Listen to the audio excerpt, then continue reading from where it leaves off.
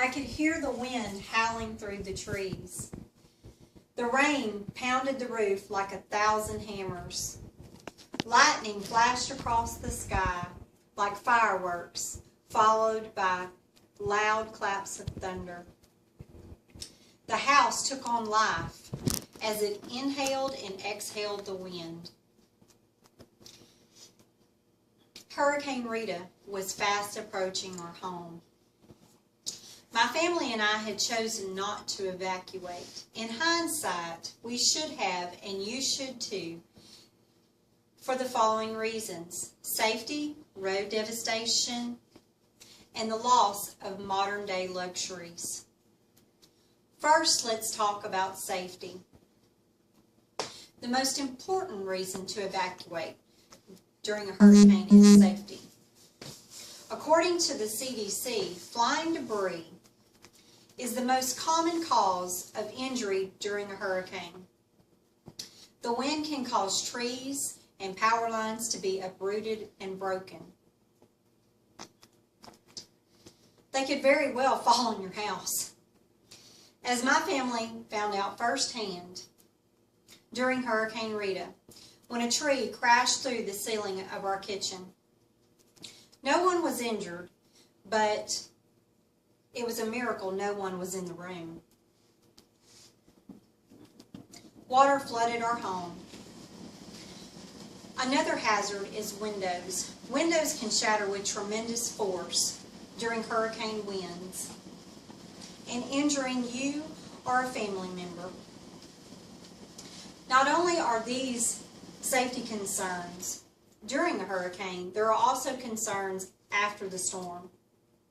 With minimal law enforcement available, burglary and looting are very real safety hazards.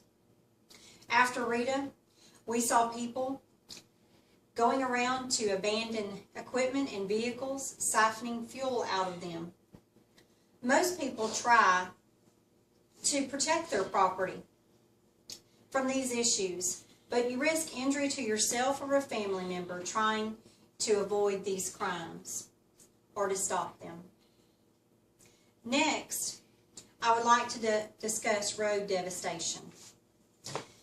The aftermath of a hurricane can lead to damaged roadways or blocked roadways. After Hurricane Rita, my family had to clear a path to the highway with farm equipment. It took us 3 hours to cut our way from our home to the highway using tractors and chainsaws. Some people were stranded, unable to get out because they did not have the access to the kind of equipment that it took to get out. If we had not had the means, some of these people would have been stranded, unable to get help. AccuWeather says that bridges can be shut down for several days or even weeks. The blocked roadways and the shut down bridges make it more difficult for emergency vehicles and first responders to get into the area to help the injured. Lastly, we come to the luxuries of life, probably one of the most important to some people.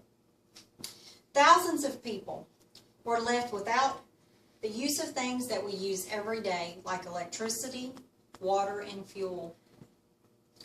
The electricity in some places during Hurricane Rita was out for over 2 weeks.